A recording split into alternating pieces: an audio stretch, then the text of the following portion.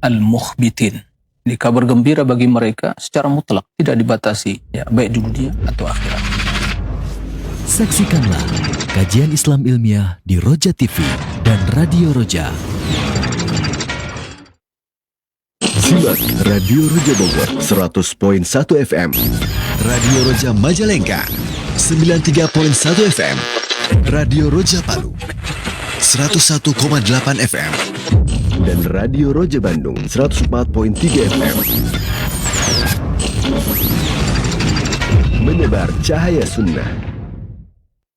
Alhamdulillah, nahmaduhu wa nasta'inuhu wa nastaghfiruh.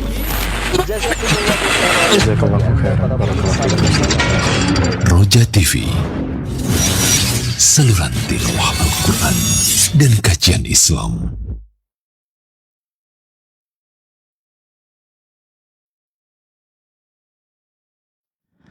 Assalamualaikum warahmatullahi wabarakatuh. Alhamdulillah, wassalatu wassalamu ala rasulillah wa ala alihi wa sahbihi wa mawala. Saudaraku seiman dan seakidah, sahabat Roja dimanapun Anda berada, masih bersama dengan kami di saluran tilawah Al-Quran dan kajian Islam. Dan di kesempatan pagi hari ini kembali kami hadirkan kajian ilmiah yang kami pancarluaskan dari studio di STDI Imam Asy-Syafi'i di Jember, Jawa Timur, bersama Ustadz Dr. Muhammad Nur Ihsan Hafizahullah Ta'ala. Dan seperti biasa di kesempatan Jumat pagi ini kita kembali akan membahas amalan-amalan hati. Dan khusus untuk hari ini kita akan membahas pembahasan terkait dengan muru'ah. Saudaraku seiman dan seakidah, kami ajak Anda untuk menyimak kajian ini dan juga berpartisipasi dalam sesi tanya jawab. Anda dapat mengirimkan pertanyaan melalui pesan WhatsApp dan line telepon di nomor 0218236543. Dan insya Allah setelah nasihat dari Ustadz, kita akan coba angkat pertanyaan-pertanyaan Anda. Baiklah saudaraku seiman dan seakidah, untuk selanjutnya kita akan simak nasihat dari Ustadz Dr. Muhammad Nur Ihsan Hafizahullah Ta'ala. Kepada Ustadz, falyatafaddal mashkura.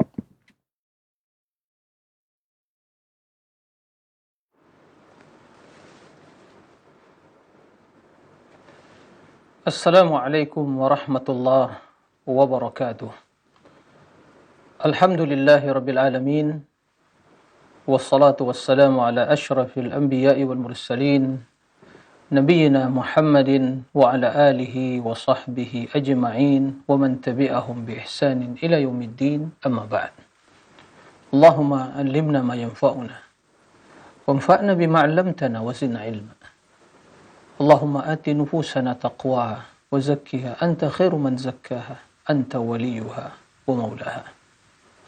Ikhwatal iman, kaum muslimin dan muslimat, para pemirsa dan juga para pendengar, di mana saja antum berada, semoga senantiasa dalam keadaan sehat walafiat, senantiasa mendapatkan kemudahan dalam menjalani hidup ini, mendapatkan pertolongan dalam melaksanakan ubudiyah kepada Allah Subhanahu wa Ta'ala.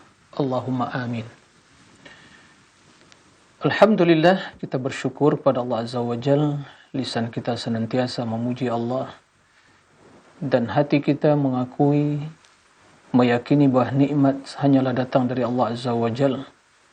Kemudian kita berubudiyah kepada Allah yang merupakan bukti kesyukuran yang sesungguhnya kepada Allah Subhanahu wa Ta'ala.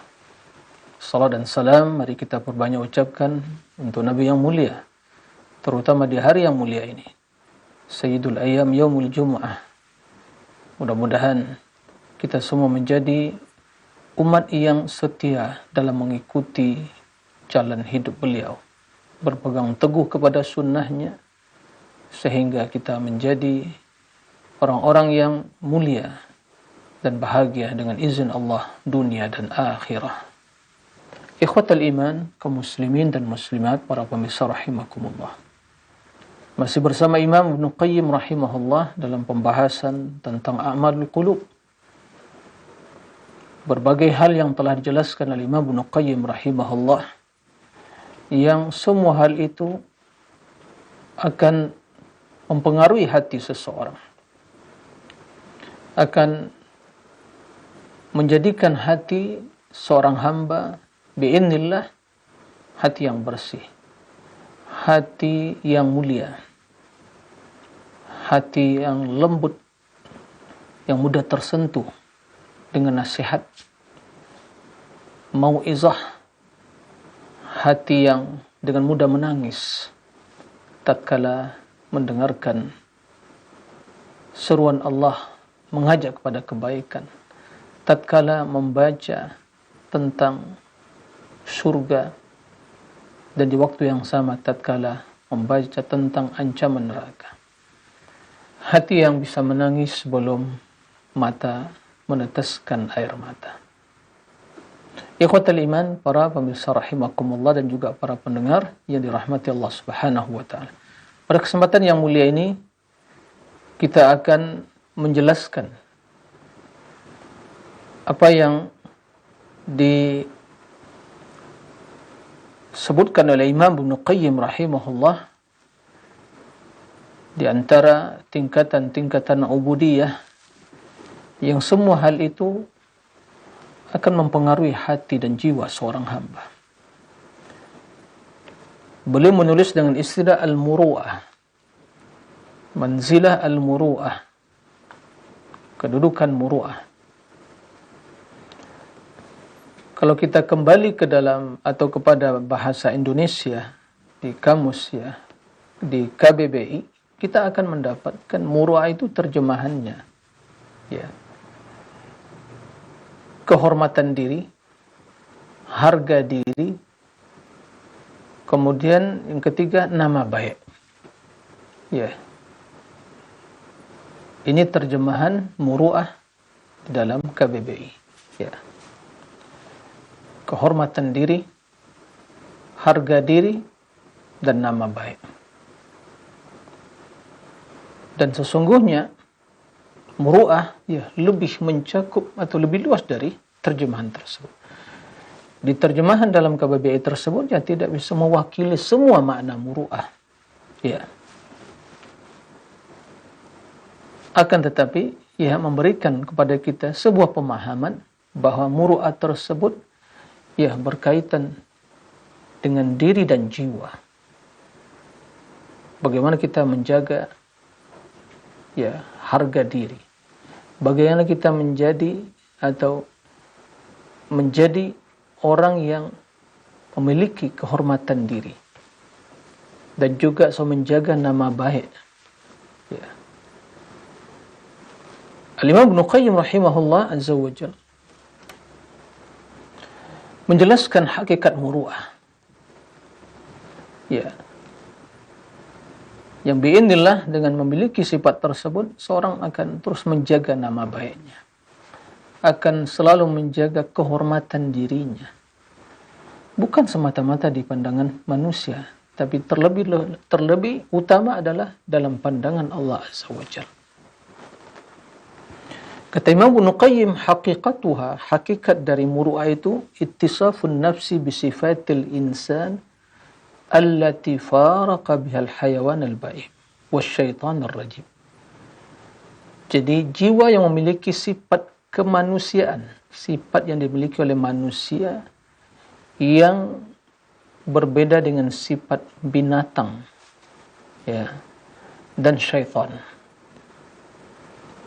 Nah, jadi apabila seorang memiliki sifat yang pantas bagi manusia ya,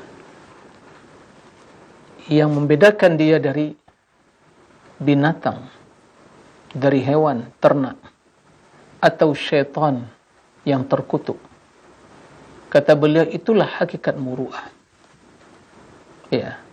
Kemudian beliau menyebutkan di dalam jiwa ini ada tiga dawain, yaitu tiga yang selalu mendorong atau memotivasi atau mungkin mendorong ya untuk melakukan sesuatu. Dan ketiga ya dorongan tersebut atau ketiga sifat tersebut itu selalu ya saling ya tarik menarik.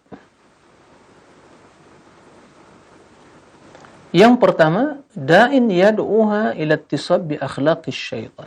Di dalam diri ada sifat atau pendorong yang mengajaknya untuk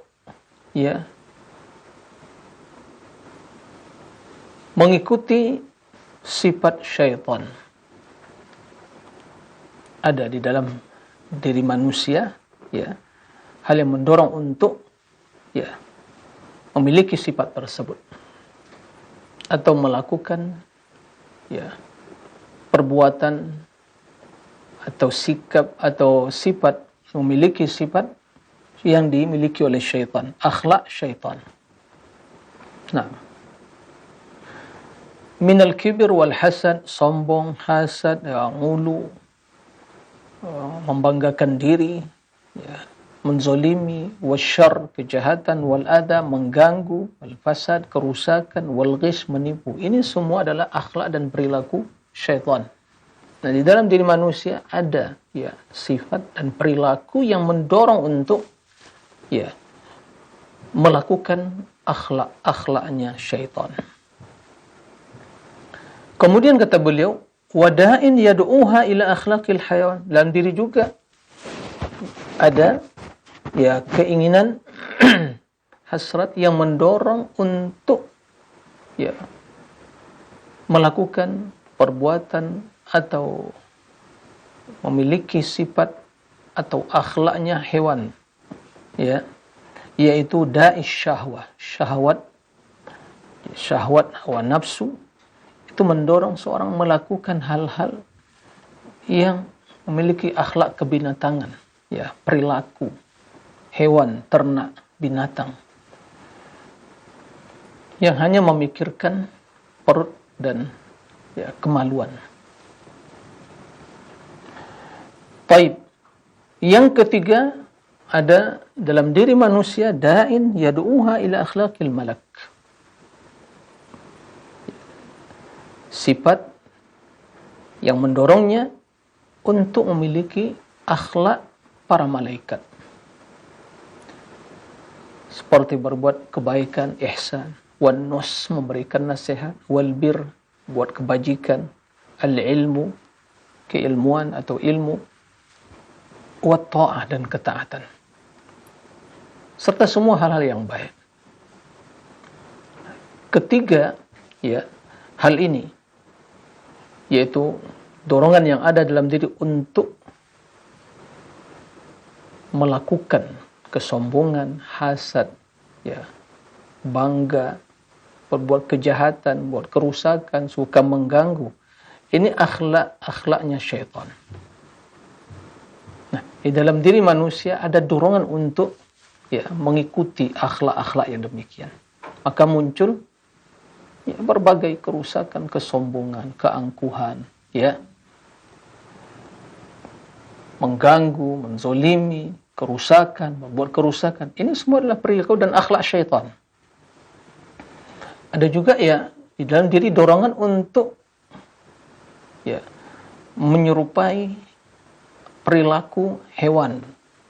Hewan itu makan, minum, gitu ya. Dan hanya untuk memuaskan nafsu. Jadi kalau orang dalam hidup ini tujuannya hanya bagaimana makan, minum, dan melampiaskan syahwat nafsunya, inilah perilaku hewan, nggak ada bedanya. Nah, kemudian yang ketiga, dorongan yang ada dalam diri manusia untuk memiliki akhlak para malaikat. Maka dia termotivasi untuk berbuat kebaikan, memberikan nasihat, kemudian membuat kebajikan, melakukan atau memberikan atau berilmu, belajar agar mengetahui yang baik, mana yang jelek ditinggalkan, mana yang baik dilakukan. Wa ta'ah, ketaatan, dan semua kebaikan. Karena di dalam diri ada dorongan untuk memiliki akhlak para malaikat tadi. Nah, kata Imam Ibnu Qayyim rahimahullah, hakikat muru'ah itu, fa haqiqatul muru'ah, hakikat dari muru'ah Yang tadi kalau terjemahan dari KBBI adalah nama baik, menjaga kehormatan diri dan harga diri. Nah, kata beliau, bughdu dhainika ad-da'iyaini wa ijabatu da'i ats-tsalits. Hakikat muru'ah itu membenci ya dua perilaku atau dorongan yang ada di dalam hati untuk mengikuti dua akhlak yang tercela tadi. Akhlak syaitan, perilaku syaitan, atau akhlak hewan. Ya, perilaku hewan. Dan mengikuti dorongan yang ketiga, yaitu mengikuti dorongan untuk mengikuti akhlak para malaikat. Maka dengan demikian, seorang akan menjaga kehormatan dirinya. Seorang akan menjaga nama baiknya. Seorang akan menjaga harga dirinya. Ya, tapi seorang yang sombong, angkuh, hasad, dengki, menzolimi, ya, buat kekejian, merusak, orang yang tidak punya harga diri, ya, yang tidak ada nama baiknya, setiap disebut hanya dalam kejahatan, ya, orang murka, orang mencaci, orang dan ya menghina atau orang yang mencela dia, karena perbuatannya jelek, perilakunya jelek, sikapnya jelek, tutur katanya jelek, ya, semua kejelekan. Nah, yang kedua, meninggalkan ya, perilaku hewan yang hanya memilikikan ya syahwat dan nafsunya. Makan minum syahwat, itu aja. Hubungan yang memuaskan kebutuhan biologisnya, nafsu syahwatnya. Dan kalau kita perhatikan, orang-orang yang Allah sebutkan mereka orang-orang kafirin, ternyata mereka itu ya'kuluna wa yatamatta'una kama ta'kulul an'am wan naru mathura. Mereka makan minum bersenang seperti hewan. Benar kata Imam Ibnu Qayyim. Orang tidak memiliki iman, orang tidak memiliki orientasi akhirat, ya, orang yang tidak ya mengikuti din yang benar, agama yang benar, yaitu Islam, maka perilakunya, sikapnya, ya, seperti yang Allah sebutkan, ya'kulun wa yatamatta'un, makan dan bersenang-senang. Kama ta'kulul an'am wan naru mathwalam, sebagaimana hewan ternak makan dan minum bersenang-senang, kemudian di akhirat tempatnya adalah neraka, waliyadzubillah. Nah, bagaimana kita menjaga kehormatan diri? Bagaimana kita menjaga harga diri? Ya, bagaimana kita menjaga nama baik? Yaitu dengan memiliki akhlaknya para malaikat. Ya. Dengan demikian kita akan selalu memiliki muru'ah. Karena akhlak malaikat semua baik. Ya. Memberikan kebaikan, memberikan nasihat, kebajikan. Mereka semua diciptakan untuk melakukan ketaatan, ya. Mereka juga mendoakan orang-orang yang beriman. Naam. Faghfir lil ladzina tabu wattaba'u sabilaka wa qim adzabal jahim. Ya Allah, ampuni mereka, orang-orang yang mengikuti jalanmu, ya. Dan selamatkan mereka dari azab api neraka jahim. Itulah akhlak para malaikat. Berilmu. Makanya majelis ilmu dihadiri para malaikat. Karena malaikat cinta kepada ilmu. Ketaatan. Jadi kesimpulannya, jika kita ingin menjaga atau mendapatkan sifat muru'ah, menjaga kehormatan diri, menjaga nama baik, ya, menjaga harga diri, maka hendaklah kita semua berusaha untuk mencontoh para malaikat dalam sikap, perilaku, akhlaknya. Tinggalkan akhlak syaitan, perilaku syaitan dan perilaku binatang dan hewan. Ya. Nah, maka kita akan memiliki muru'ah. Seorang akan memiliki ya kehormatan diri. Seorang memiliki ya nama baik. Nah, memiliki harga diri. Harga diri seseorang, nama baik seorang ada dalam kebaikan dan sifat mulianya. Nah, kemudian beliau melanjutkan wa qillatul muru'ah wa adamuha, dan ya krisis dalam muru'ah atau muru'ah yang sama sekali tidak ada pada diri seorang, hilangnya, lenyapnya, ya terkikisnya muru'ah tersebut adalah istirsal ma'adaini kadda'iyaini, terus menerusnya mengikuti akhlak syaitan dan binatang, perilaku syaitan dan binatang. Itu orang yang tidak memiliki muru'ah. Ya.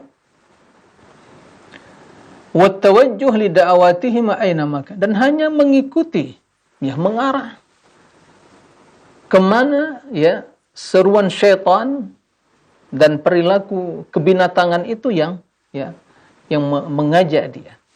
Nah, itu dia ikuti. Dengan ungkapan lain, tidak lagi menggunakan akal yang sehat. Ya. Tidak menggunakan akal yang sehat.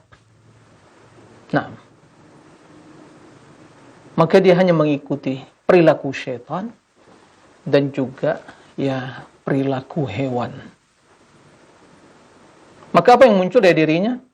Kejahatan, kesombongan, kerusakan, kezaliman, ya, tidak punya sifat malu, ya, hanya memuaskan nafsu, perut, ya, syahwatnya, kemaksiatan. Nah, tidak lagi memiliki sifat malu. Itu orang yang sama tidak ada muru'ah, nggak ada jati dirinya, nggak ada nama baiknya, nggak ada kehormatan dirinya. Nah,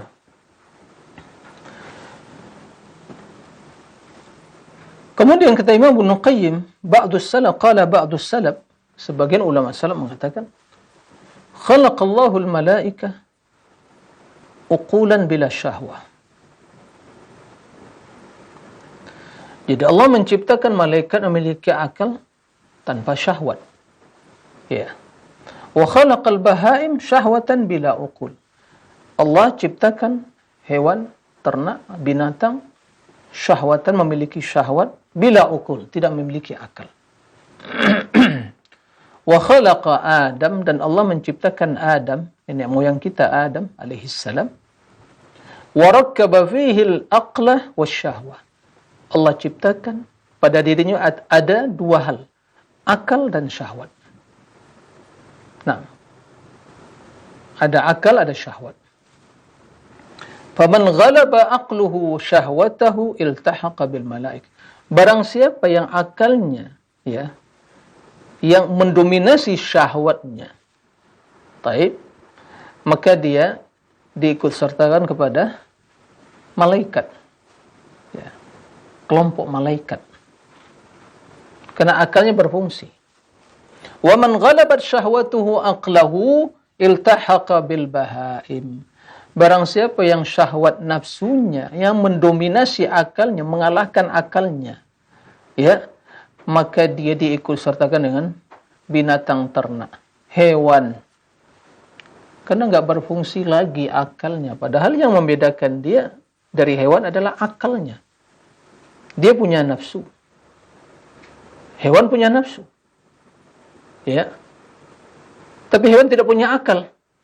Nah, kalau akal tidak berfungsi, berarti ya sama-sama keduanya menggunakan nafsu. Berarti ya sama dong. Nggak ada bedanya. Nah.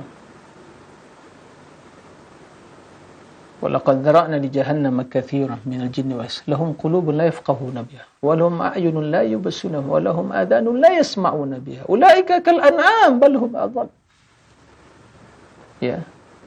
Jadi Allah akan penuhi neraka jahanam itu dari jin dan manusia.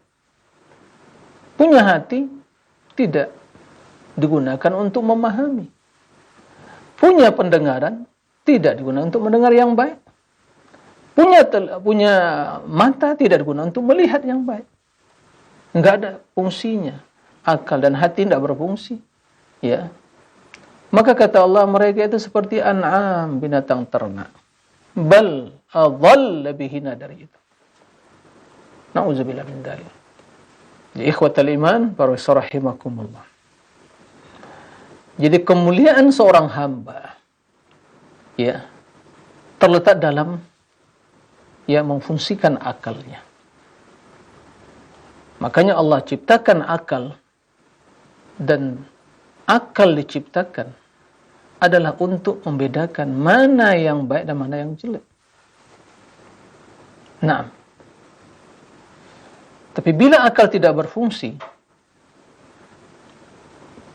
maka sebagaimana kata ulama salaf, maka dia diikut sertakan kepada kelompok hewan, bukan kelompok malaikat.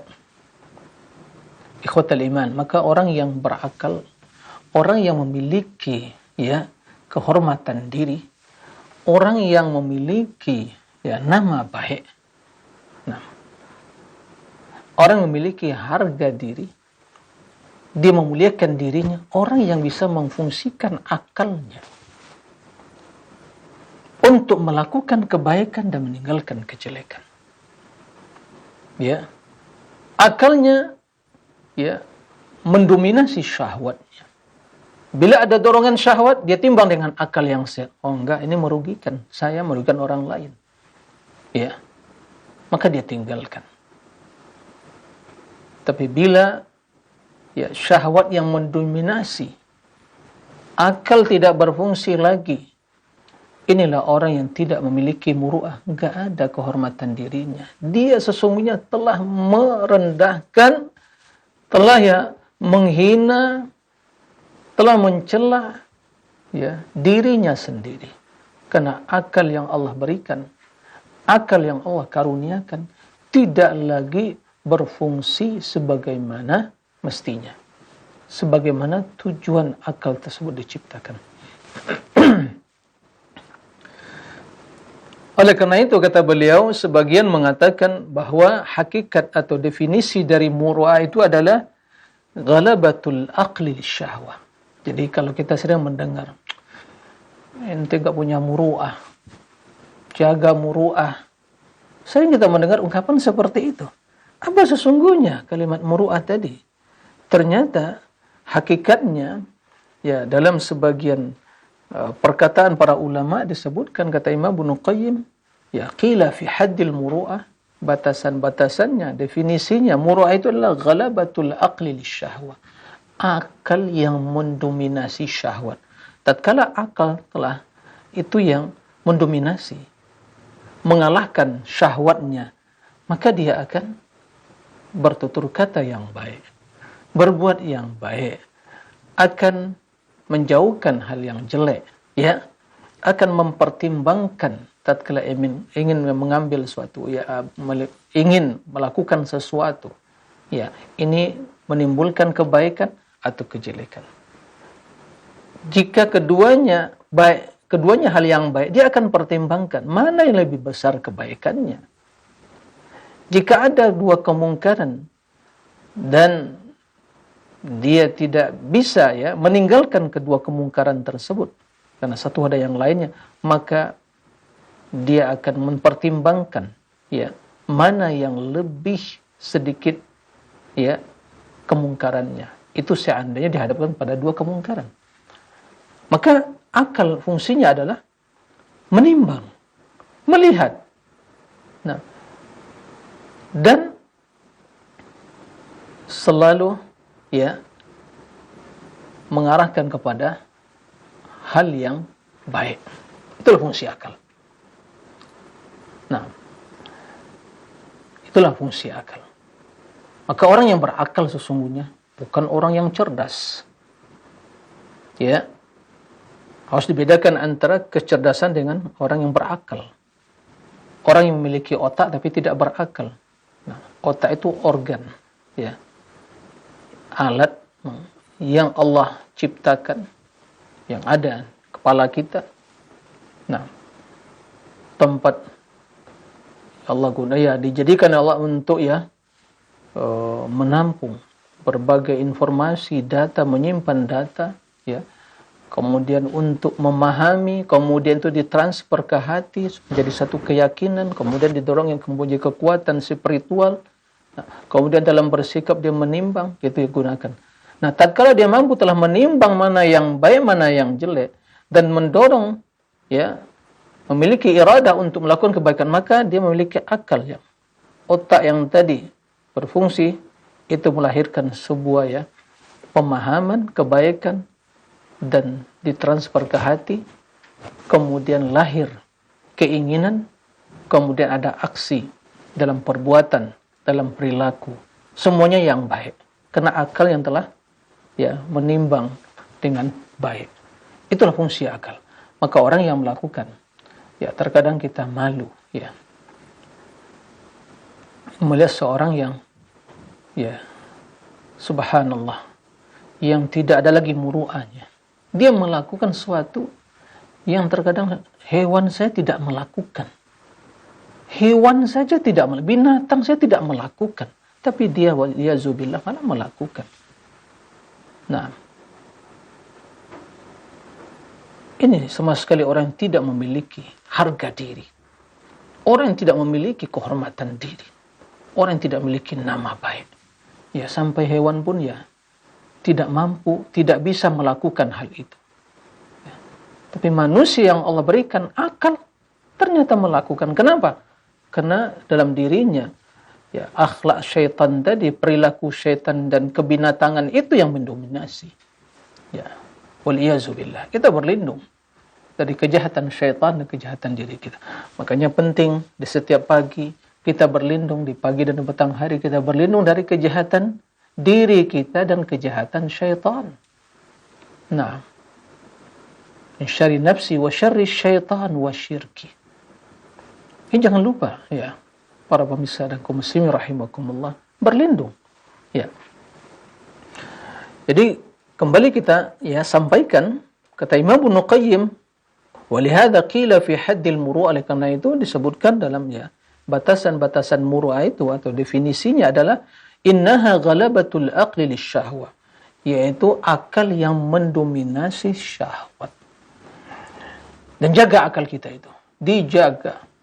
Nah, dijaga akal kita. Sebagaimana kita menjaga kesehatan otak kita, maka akal dijaga.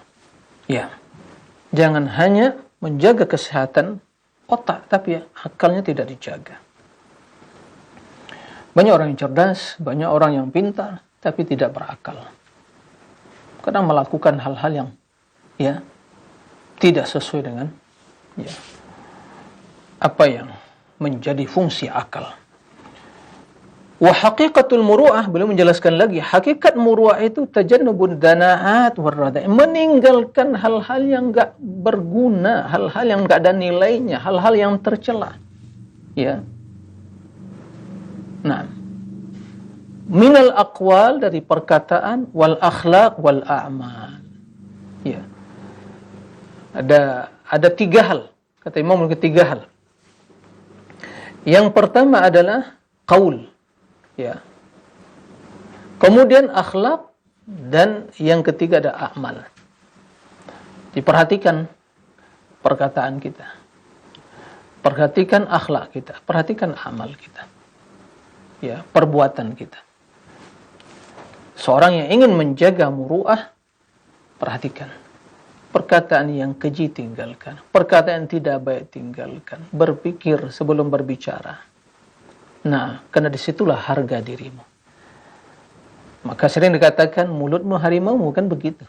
Ya. Karena bila seorang telah berbicara, lihat penyebab, atau lihat orang-orang, kendati dia orang yang berkedudukan, dia wakil rakyat, dan tapi lihat omongannya tidak menjaga, adakah harga dirinya, bahkan dihinakan oleh manusia. Ya, jatuh harga dirinya. Harga diri Anda ada pada ucapan Anda. Harga diri Anda ada pada akhlak Anda. Harga diri Anda ada dalam perbuatan Anda.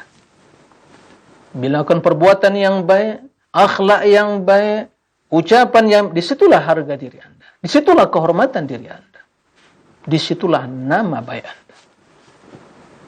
Nah, tapi bila tidak melakukan hal itu, ya, omongan tidak ya dikontrol, akhlak tidak diperbaiki, perbuatan tidak baik, orang yang tidak memiliki harga diri, tidak memiliki muru'ah, ya, tidak memiliki muru'ah. Hadapan manusia, apalagi di hadapan Allah Subhanahu wa taala. Pemuru'atul lisan, muru'ah lisan, ucapan ya halawatuhu wa tayyibatuhu walinu. Ucapan yang manis, ucapan yang baik, ucapan yang santun, ucapan yang lembut, itulah muru'ahnya. Wajtina'u thimar minhu bisuhulatin. Dan seorang akan ya memetik buah manis dari ucapan itu dengan mudah. Nah, ini muru'ah. Muru'atul khuluq, muru'ah akhlak, sa'atu wa bastu, akhlak yang luas. Ya. Lil habib wal baghid. Ada orang yang dia senangi atau orang yang tidak suka. Akhlak. Jadi betul akhlak yang luas. Akhlak yang bisa meliputi semua. Ya. Wa muru'atul mal. Muru'ah dalam sisi harta, al-isabah bi badlihi mawaqi'ahu mahmud. Yaitu sikap yang benar dalam mendonasikan harta di tempat-tempat yang terpuji. Baik secara akal, ya, adat, ya, kebiasaan atau syara'an agama. Jadi seorang yang mendermakan hartanya, seorang yang mendonasikan hartanya, nah, mendonasikan hartanya dalam hal-hal yang baik yang terpuji.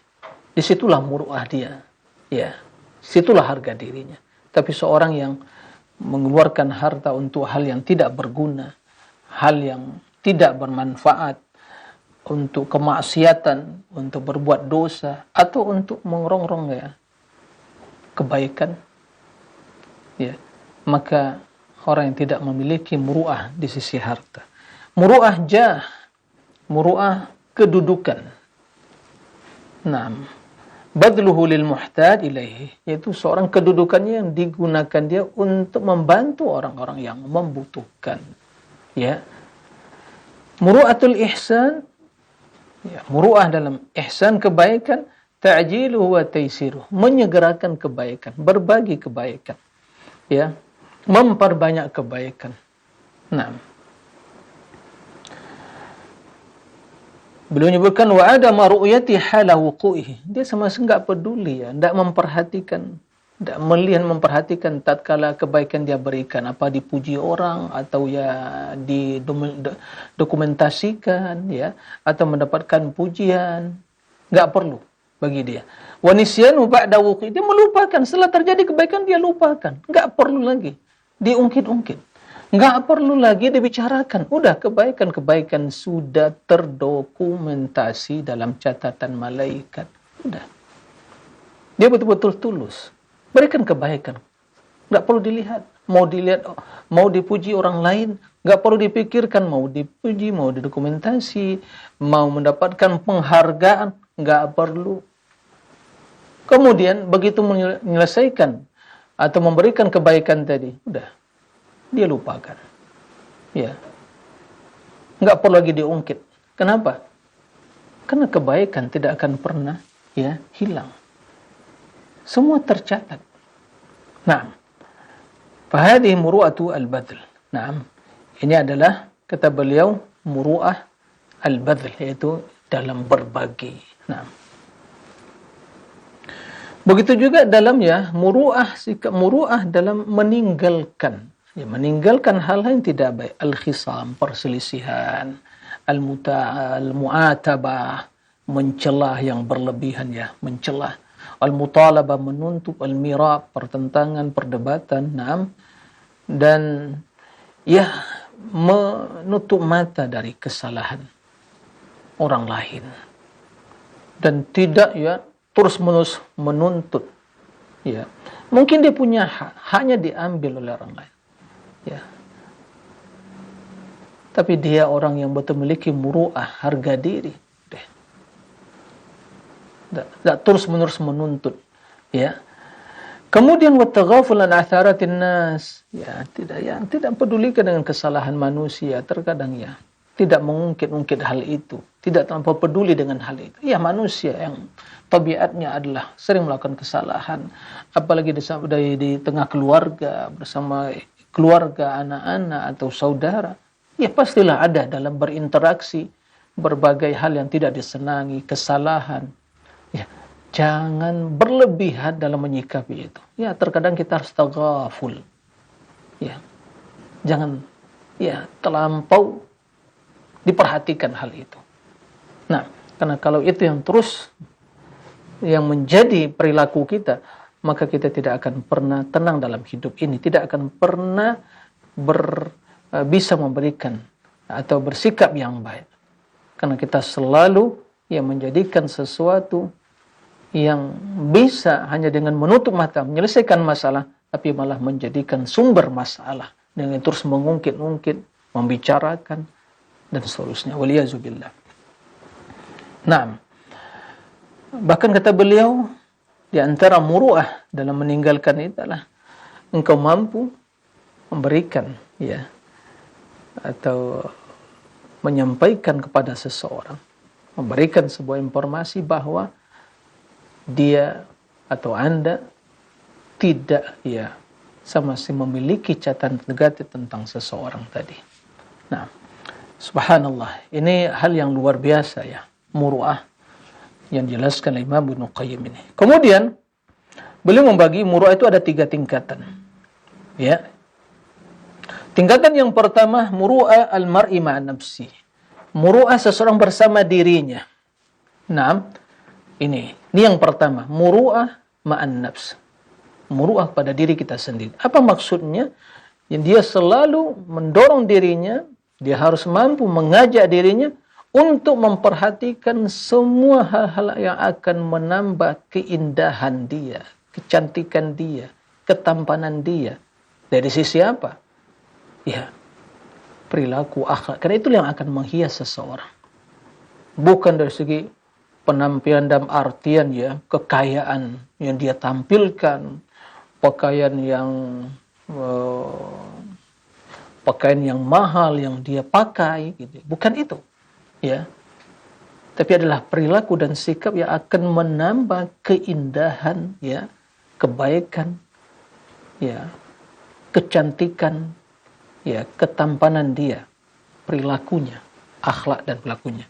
Wa tarki ma yudannis wa yashin, dan meninggalkan semua yang akan menodai, merusak hal itu. Nah, sehingga sikap tersebut menjadi karakter yang tampak dalam kesehariannya. Nah, ini yang harus kita perhatikan. Jaga diri kita. Diri ini harus diri yang mulia. Diri ini memiliki harga, memiliki kehormatan. Dijaga itu. Bagaimana menjaganya? Lakukan yang baik. Jauhkan diri dari hal yang akan merusak. Dari hal-hal yang akan menodai kemuliaan diri kita. Dari sifat-sifat yang tadi disebutkan. Dari perilaku, akhlak syaitan atau akhlak binatang. Kemudian beliau mengatakan, faman i'tada syai'an fi sirrihi wa khalwatihi malakahu fi alaniyati wa jahl. Seorang yang terbiasa melakukan sesuatu dalam kesendiriannya, dalam hal sembunyi dan kesendirian dia, maka itu yang akan mendominasi perilaku dia dalam hal yang zahirnya. Nah, dalam hal yang zahir. Maka kata beliau, fala yaf'alu khalian ma yastahi min fi'lihi fil mal. Jangan dia melakukan dalam kesembunyian, dalam kesendirian sesuatu yang dia malu melakukan di tengah manusia. Nah, jadi kalau kita malu melakukan sesuatu di tengah manusia, maka juga hendaklah kita malu melakukan dalam kesendirian kita. Maka seorang akan menjaga harga dirinya. Nah,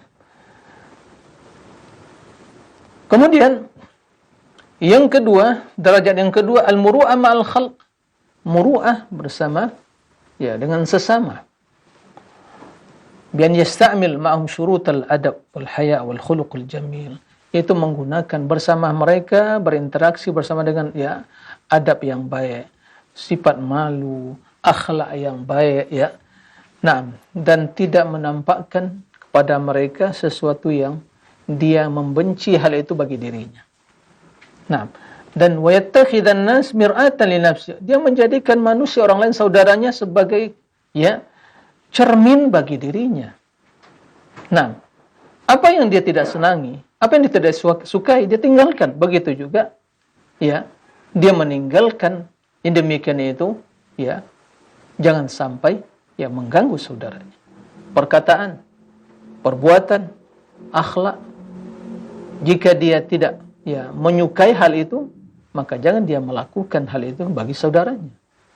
Jadi jadikan manusia cerminan bagi kita, dan juga jadikan orang akan bercermin dengan diri kita dalam ya untuk bersikap, berinteraksi dengan yang lainnya. Seperti itu. Al-mu'min mir'atun akhih. Nah, mukmin itu adalah cermin bagi saudaranya yang lain. Kemudian yang ketiga, ya, kata Imam Ibnu Qayyim, al-muru'ah ma'al haqqi subhanahu. Muru'ah kepada Allah Azza wa Jalla. Ya, bagaimana caranya? Bistihya min nadhari ilaih. Hendaklah kita selalu memiliki sifat malu, ya, malu terhadap pandangan Allah, penglihatan Allah kepada kita. Dan Allah mengetahui, wattila'i 'alaika fi kulli lahzatin wa nafas. Memperhatikan Allah yang memantau kita dalam setiap ya gerak-gerik kita dan dalam setiap ya detak jantung kita. Nah, maka hendaklah kita malu kepada Allah. Istihya minallah. Wa dzalika bi islahi uyubi nafsik jahdal imkan. Yang demikian itu caranya bagaimana? Yaitu memperbaiki ya aib kita, memperbaiki kekurangan kita, ya kecacatan diri kita dengan jahdal imkan, semaksimal mungkin, bersungguh-sungguh. Nah, untuk memperbaiki diri kita dari perilaku yang tidak baik, kecacatan yang ada pada diri kita, itu diperbaiki. Kenapa? Kata beliau, فَإِنَّهُ قَدْ اشْتَرَاهَا مِنْكَ وَأَنْتَ السَّائِنْ فِي تَسْلِيمِ الْمَبِيَةِ. Allah sesungguhnya telah membeli dirimu, ya, dari dirimu sendiri. Allah telah beli itu. Ishtara minal mu'minina anfusahum bi annahumul jannah. Ya. Wa anta sa'in fi taslimil, dan engkau berusaha untuk menyerahkan ya sesuatu yang diperjualbelikan tadi. Wa taqadi ats-tsaman, dan mendapatkan ya nilai. Itu harga. Jadi ada sesuatu yang dijual kemudian mendapatkan harga. Nah, Allah telah membeli diri kita. Dan balasannya harganya surga. Maka merupakan ya muru'ah bagaimana seseorang ya, memberikan yang terbaik kepada Allah, kemudian mendapatkan ya balasan di sisi Allah. Jangan sampai kita memberikan sesuatu yang tidak baik kepada Allah, kemudian kita berharap suatu balasan yang baik. Ini adalah orang yang tidak memiliki muru'ah kepada Allah. Ya, tidak memiliki muru'ah kepada Allah. Maka kata beliau, walaysa minal muru'ah, bukan sebuah ya perilaku yang muru'ah, taslimu ala ma fihi minal uyub, memberikan, menyerahkan diri ini kepada Allah dengan segala kekurangan dan dosa, kecacatan yang ada pada diri tersebut. Kemudian wattaqadis tsaman kamil. Kemudian seorang mendapatkan harga balasan yang sempurna, enggak sebanding. Ya. Ini bukanlah ya bagian dari muru'ah kepada Allah. Jadi intinya adalah mari terus ditanamkan dalam diri kita sifat malu kepada Allah, dihadirkan muraqabatullah. Allah selalu memantau kita sehingga kita akan ya terjaga dari melakukan hal-hal yang menodai diri kita, dan kita terus akan berusaha untuk memperbaiki kesalahan, kecacatan, dan kekurangan yang ada pada diri kita. Ada 3 tingkatan muru'ah. Muru'ah kepada diri kita sendiri, muru'ah kepada orang lain, dan muru'ah kepada Allah, Rabb Sang Pencipta kita. Mudah-mudahan Allah Azza wa Jal berikan taufik ya dan kemudahan kepada kita semua untuk memiliki sifat muru'ah ini. Memiliki ya harga diri, memiliki diri yang baik dan juga kehormatan diri.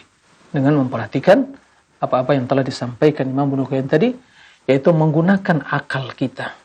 Ya, jangan sampai nafsu syahwat yang mendominasi hidup kita. Ya, karena orang yang memiliki muru'ah, orang memfungsikan akalnya untuk mengalahkan dorongan nafsu syahwatnya dan juga mengalahkan dorongan syaitan. Naam.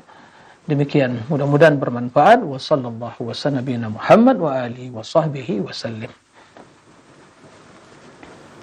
Jazakallahu khairan kami sampaikan kepada Ustaz Dr. Muhammad Nur Ihsan hafizahullah ta'ala yang telah membimbing kita di kajian edisi pagi hari ini langsung dari studio di STDI Imam Asy-Syafi'i di Jember, Jawa Timur. Dan untuk selanjutnya kami undang Anda sahabat Roja dimanapun Anda berada untuk bertanya jawab. Anda dapat menyampaikan pertanyaan Anda melalui pesan WhatsApp ataupun line telepon di nomor yang sama di 0218236543. Baik Ustadz, kita akan angkat pertanyaan pertama melalui pesan WhatsApp Ustadz dari hamba Allah di Sumatera Selatan Ustadz. Izin bertanya, saya seorang guru SD Ustadz, dan dalam pembelajaran agar lebih menarik dan anak-anak lebih antusias, saya terkadang mengajak anak-anak menari dan bernyanyi walaupun tanpa menggunakan alat musik Ustadz. Pertanyaannya Ustadz, apakah metode pembelajaran seperti ini akan menjatuhkan muru'ah saya sebagai seorang guru? Mohon nasihatnya Ustadz. Tafadhol Ustadz.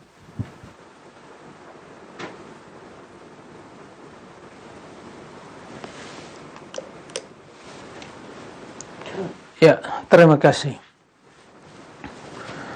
Pertama sekali, seorang yang Allah muliakan menjadi pendidik atau guru, dia harus ya menyadari bahwa posisi dia berada di posisi yang sangat penting sekali, posisi yang tinggi. Ya. Kenapa demikian? Karena apa yang akan dia sampaikan kepada anak didiknya, dan bila itu suatu kebaikan, kemudian kebaikan tersebut dilaksanakan oleh anak didiknya, dan itu yang terus menjadi pedoman hidupnya sampai akhir hayatnya, maka sepanjang perjalanan hidupnya yang bermodalkan nasihat dari sang guru tadi, maka setiap dia melakukan nasihat demi nasihat tersebut, melakukan kebaikan diajarkan oleh gurunya, maka seorang guru akan terus mendapatkan pahala dari perbuatan ya sang atau perbuatan anak didiknya sampai ya dia meninggalkan dunia ini. Maka sang guru terus mendapatkan pahala dari kebaikannya. Ya, mendalla ala khairin kafa'ili. Barang siapa menunjuki kepada kebaikan, maka seperti yang melakukannya. Man sanna sunnatan hasanatan falahu ajruha wa ajru man amila biha min ba'dih la yanqusu min ujurihim syai'. Seorang yang mengajak pada kebaikan, dia akan mendapatkan pahalanya dan pahala orang yang mengerjakan sepeninggal dia, dan tidak berkurang pahala orang yang mengerjakan tadi. Sebaliknya demikian, berbuat ya mengajak pada kejelekan. Maka dari sini pentingnya seorang guru memahami. Ya, jangan sampai ya metode yang dia gunakan malah menanamkan dalam diri anak satu pemahaman, persepsi yang negatif, tidak benar. Ya, malah menjadikan dia lebih menyukai dengan cara-cara yang seperti itu. Sementara hal itu ya tidak pantas dilakukan. Nah, oleh karena itu, hendaklah seorang guru betul-betul bijak. Ya, banyak hal yang mungkin bisa membuat ya seorang itu menghilangkan kebosanan tadi. Daripada menari seperti itu, atau mungkin nyanyian ya, karena dia tidak dengan alat musik. Bagaimana kalau dia bercerita tentang ya kisah-kisah yang inspiratif, kisah para nabi, dan di sana disampaikan dengan cara yang baik, kemudian setelah itu pelajaran yang bisa menyentuh hati mereka, yaitu akan insyaallah akan menanamkan nilai-nilai ya kemuliaan dalam diri mereka, ya militansi, kesadaran, ya terus seperti itu. Jadi kemudian juga diajak mereka melihat ya bisa mungkin di alam terbuka bagaimana ciptaan Allah Subhanahu wa taala, kemudian mereka berpikir, mungkin mengajak mereka untuk sedikit merenungi dirinya masing-masing gitu ya, lihat bagaimana ciptaan yang sempurna, seperti itu untuk hal-hal yang bisa menghilangkan kebosanan tadi. Atau dengan biasanya kalau hanya dalam bentuk nyanyian untuk menghafal sesuatu tanpa diiringi alat musik, tidak ada masalah, itu sebagai wasilah, sarana. Atau dibaca secara bersama-sama, misalnya dia baca Al-Quran atau zikir untuk menghafal ayat gitu ya, nggak ada masalah, karena itu proses dalam pembelajaran atau zikir. Nah, adapun dengan cara ya menari atau nyanyian gitu, tidak pantas. Sehingga ya nanti ya anak-anak yang didik kita yang tamat dari SD malah lebih suka menyanyi daripada ya mendengarkan Al-Quran, kan begitu. Lebih suka menari daripada ya dia melakukan hal-hal yang bermanfaat. Nah, oleh karena itu tidak pantaslah seperti itu ya cara kita mendidik, karena perlu diperhatikan mereka ini ya bagaikan lembaran putih, tergantung kepada siapa yang menggores ya, yang mencatat di situ pesan-pesan yang membangun, yang kesadaran akhlak mulia. Tergantung siapa yang akan menggores itu. Tinta, dengan tinta apa yang dia akan menulis, dengan pena apa, dan tinta apa yang akan digunakan untuk menulis dalam lembaran putih tadi. Nah, kalau salah dalam menulis, maka itu yang akan membekas. Nah, maka hati-hati. Artinya memang tidak pantaslah seperti itu. Nah, cari cara yang lain untuk bisa menghilangkan kejenuhan dan juga kebosanan tadi. Nah, dan membuat suasana kelas lebih hidup. Ya. Wallahu a'lam. Jazakallahu khairan Ustaz atas nasihatnya, dan berikutnya kita akan angkat insyaallah penanya melalui line telepon. Kami persilahkan. Ya, silakan.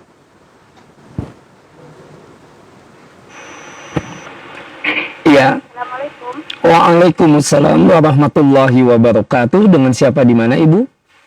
Hamba Allah di Jawa Timur. Baik, silakan. Ini Ustaz. Mohon maaf Ibu, bisa lebih diangkat suaranya agar lebih terdengar dengan baik. Silakan. Nah, ini Ustaz. Dulu Ibu Ana itu kan seorang pemulung gitu ya Ustaz ya. Kalau ada lembaran-lembaran Al-Quran itu atau bersin-bersin itu suka ditolong gitu, disimpan, kemudian dibawa pulang gitu. Itu selalu dulu gitu Ustaz. Dia juga rajin sholat tahajud, sholat duhanya juga rajin, juga puasa sunnah. Cuma sayangnya Ustaz dulu itu tidak ada masih belum ada ajaran sunnah yang seperti ini gitu Ustaz. Meninggalnya itu pada tahun 2018 gitu, Ustaz ya. Nah, itu bagaimana Ustaz?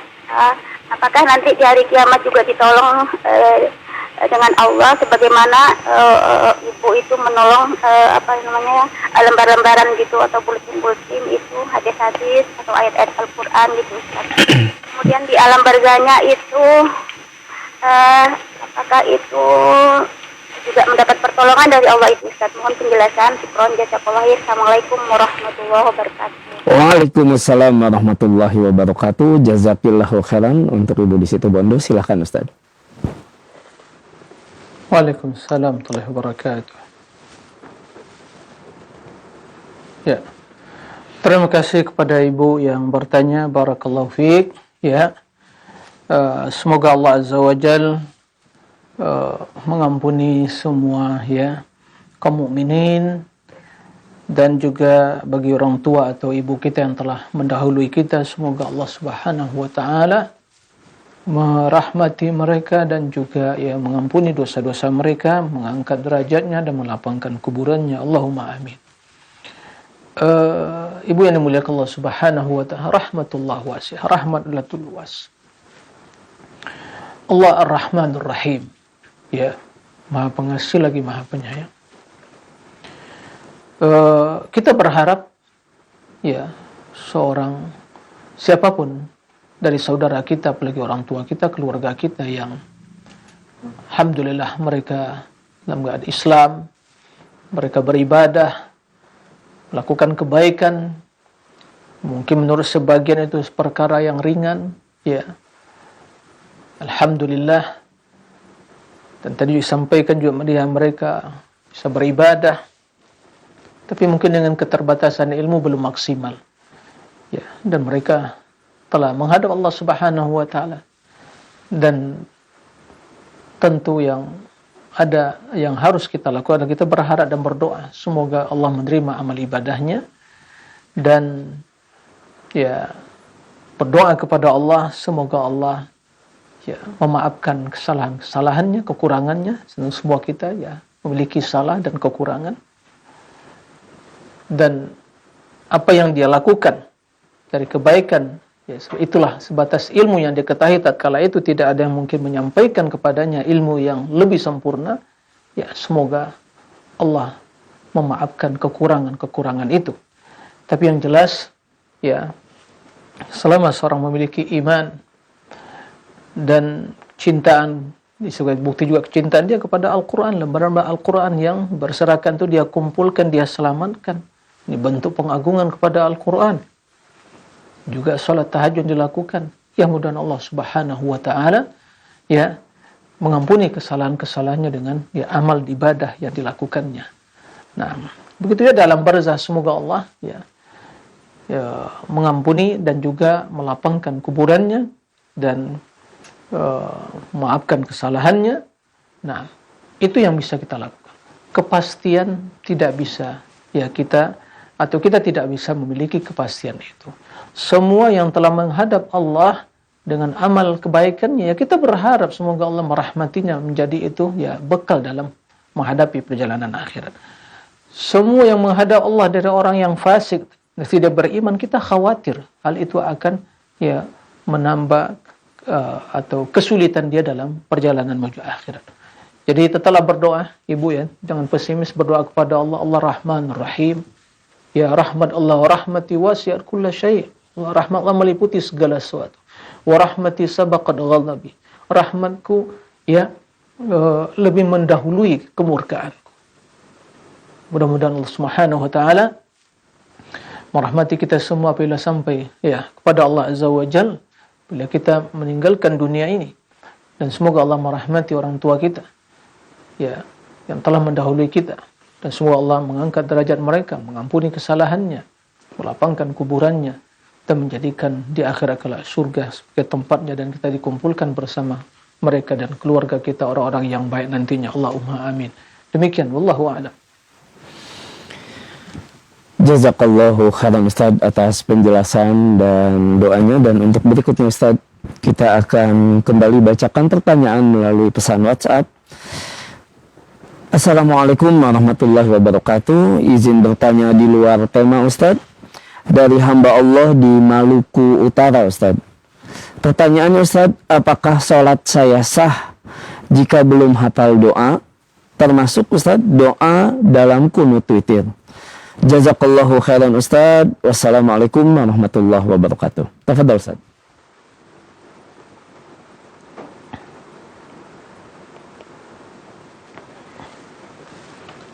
Ya, nah. Ya, terima kasih kepada saudara yang bertanya di Maluku Utara ya. Apakah salat saya sah jika tidak menghafal doa? Tadi saya sebutkan juga doa di kunut witir ya. Salatnya sah. Karena doa witir ya bukanlah syarat sahnya salat. Syarat sah salat apabila terpenuhi rukunnya dan ya wajib-wajibnya. Apabila seorang salat dalam keadaan dan syarat-syaratnya, dia dalam keadaan bersuci dan berwudu, kemudian dia menutup aurat, kemudian menghadap kiblat, kemudian dia takbir, kemudian baca Al-Fatihah, kemudian yang melengkapi wajib-wajib dan rukun-rukunnya ya, lengkap, sah, diterima salatnya. Nah, adapun doa yang tidak dihafal, apalagi tadi doa di waktu kunut witir begitu ya, maka itu tidak ada masalah ya. Kenapun juga apakah doa dalam kunut witir itu harus wajib? Tidak. Nah, jadi intinya apabila terpenuhi rukunnya dan juga ada syarat-syaratnya dan wajib-wajibnya, maka salat tersebut ya sah, dan bermohon kepada Allah untuk diterima oleh Allah Subhanahu wa taala. Permasalahan diterima atau tidaknya ini yang tidak urusan kita. Kita hanya berharap. kewajiban kita melaksanakan ibadah sesuai dengan tuntunan syariat. Penuhi ya syarat-syaratnya, rukunnya, wajibnya, ya. Kemudian lakukan dengan khusyuk, itu yang diperintahkan kepada kita. Masalah diterima itu serahkan kepada Allah. Yang penting kita berharap.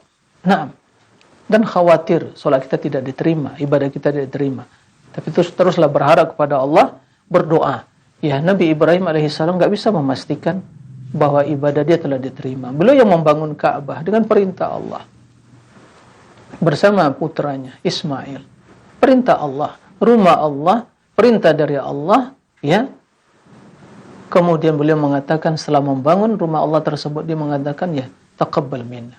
Wa idh yarfa'u Ibrahimul qawaida minal baiti wa Ismail rabbana taqabbal minna. Ya Allah, ingatlah tatkala Nabi Ibrahim membangun pondasi rumah Allah, Ka'bah itu bersama putra Ismail. Selesai membangun, mereka mengatakan rabbana taqabbal minna. Ya Allah, terima dari kami ya Allah. Itu yang kita bisa lakukan, berharap. Maka perbaiki ibadah kita.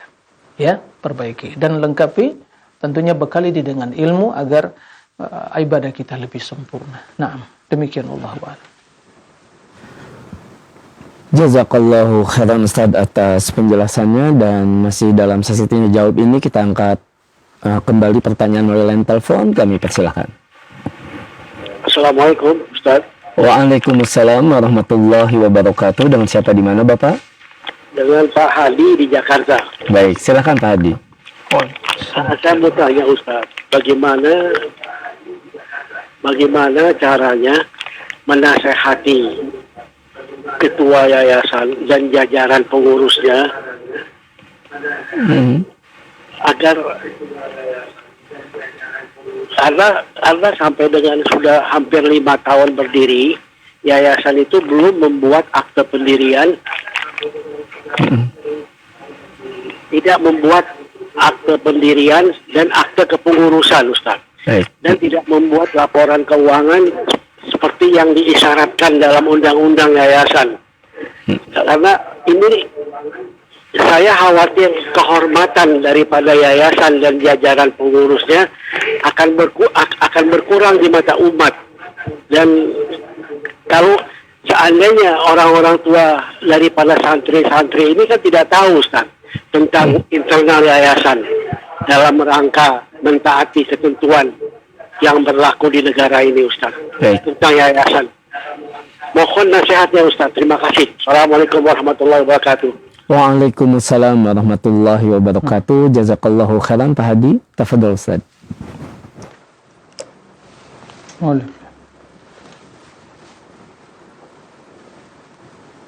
Ya, terima kasih kepada Pak Hadi, ya, barakallahu fiik. Ini juga ya, yayasan tidak punya muru'ah ini. Nah, kalau kita kaitan dengan judul kita, yayasan tidak punya muru'ah, ya. Mana ya yang istilahnya ya nilai ya dari kemuliaan pada yayasan, sementara yayasan itu ya adalah sebagai sarana untuk kelangsungan ya kegiatan pendidikan, dan sangat juga disayangkan kalau mengaku mungkin sebagai yayasan dakwah, yayasan sosial, yayasan sunnah, tapi tidak ada kejelasan. Ini secara syariat jelas ya tidak dibenarkan. Kemudian secara aturan undang-undang kita juga, kita negara yang punya hukum dan juga ada undang-undang yang telah mengatur hal itu, ini juga tidak dibenarkan. Maka sebagai bentuk kepatuhan kita dalam mentaati pemerintah dalam kebaikan, ini kebaikan ya, adanya undang-undang yang mengatur yayasan harus terdaftar, ada aktanya, jelas kepengurusannya gitu ya, siapa ketuanya, pembinanya, dan bendahara semua ya, kemudian pelaksana hariannya. Ini untuk mengatur, ada pertanggungjawaban. Karena seringkali dakwah pendidikan itu adalah dari kita menampung ya, atau untuk sarana dan media untuk mengatur, menyusun atau pelaksanaan dakwah pendidikan. Nah, dan donasi yang masuk dikelola dengan baik, ada penanggung jawaban kepada ya umat kalau itu ya yayasan sosial, kepada juga orang tua itu yayasan pendidikan, itu semuanya jelas. Ya. Inilah, dan itu sesuai dengan Islam, prinsip Islam, ya. Sesuai dengan prinsip sunnah yang kita ajarkan. Ya. Jadi jangan sampai ya kita mengatakan inilah lembaga pendidikan, dakwah, mengajarkan pada sunnah, tapi ternyata perilaku pengelolanya, ya kepengurusannya tidak sesuai dengan aturan yang berlaku. Jelas ini tidak dibenarkan. Secara syariat tidak dibenarkan, ya. Kemudian juga secara ya aturan perundangan juga tidak dibenarkan. Kenapa saya katakan tidak dibenarkan secara syariat? Ya. Karena di situ bagaimana penanggung-jawabannya? Harta yang dikelola, ya, mengatasnamakan pendidikan, ya, terus ada penanggung-jawabannya. Siapa yang bertanggung jawab dalam hal itu? Mana? Dan bila terjadi sesuatu, siapa yang bertanggung jawab? Jika tidak ada terbukti, tertulis, si fulan yang menjabat sebagai instansinya, maka tidak bisa dituntut. Ya. Dan kita mengetahui, kita punya hati. Kita bukan ya malaikat, bukan generasi sahabat Abu Bakar Umar yang tidak ada kepentingan dunia dalam mengelola urusan ya dakwah dan pendidikan ini. Kita lebih banyak yang didominasi oleh kepentingan ya dunia kita. Ya, kemudian menyebabkan ya label-label dakwah atau sunnah atau pendidikan dan seterusnya. Maka perlu ya, kalau perlu datangkan mungkin pakar hukum tentang bagaimana menyadarkan mereka tentang pentingnya tata kelola sebuah lembaga pendidikan yang formal, yang semua mengikuti aturan yang berlaku. Ya, semua pemerintah memberikan aturan untuk mengatur, untuk kebaikan, untuk mengatur. Nah, dan hamba tidak dipersulit. Ya, tidak dipersulit apabila prosedurnya jelas, aturannya jelas. Nah, oleh karena itu tidak pantas dilakukan. Saya berharap semoga mereka menyadari jangan sampai dengan cara-cara seperti itu menudai ya semangat untuk pendidikan sunnah atau pendidikan Islam atau pendidikan yang mengajarkan umat kepada kebaikan. Nah, demikian semoga Allah memberikan hidayah kepada kita semua, pada seluruh kaum muslimin, dan semoga Allah Subhanahu wa taala menjaga kita di mana saja berada, dan semoga Allah Subhanahu wa taala juga ya menyelamatkan, menjaga kesehatan akal kita dan betul bisa difungsikan kepada hal yang baik. Jangan sampai akal dikalahkan oleh syahwat, ya. Jangan sampai akal dikalahkan oleh ambisi sesaat, tapi gunakanlah akal untuk menimbang segalanya, kebaikan, kejelekan, dan berbagai hal yang biidznillah akan terus menjaga kehormatan diri kita, nama baik kita, dan juga harga diri kita. Demikian yang bisa disampaikan. Wallahu a'lam wa sallallahu wa sallam nabiyina Muhammad wa alihi wa sahbihi wasallim. Walhamdulillahirabbil alamin. Wassalamualaikum warahmatullahi wabarakatuh. Waalaikumsalam warahmatullahi wabarakatuh. Kami ucapkan jazakallahu khairan kepada Ustaz Dr. Muhammad Nur Ihsan hafizahullah ta'ala yang telah membimbing kita dan memberikan nasihat bermanfaatnya kepada kita di kajian edisi pagi hari ini. Langsung beliau sampaikan dari studio di STDI Imam Asy-Syafi'i di Jember, Jawa Timur.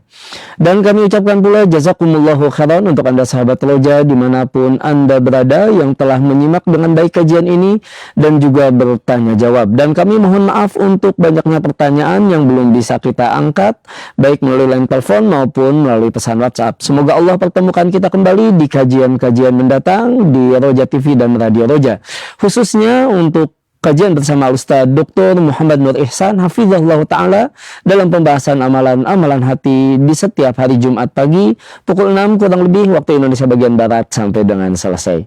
Kami mohon maaf atas segala kekurangan. Sampai bertemu di lain kesempatan. Wassalamualaikum warahmatullahi wabarakatuh.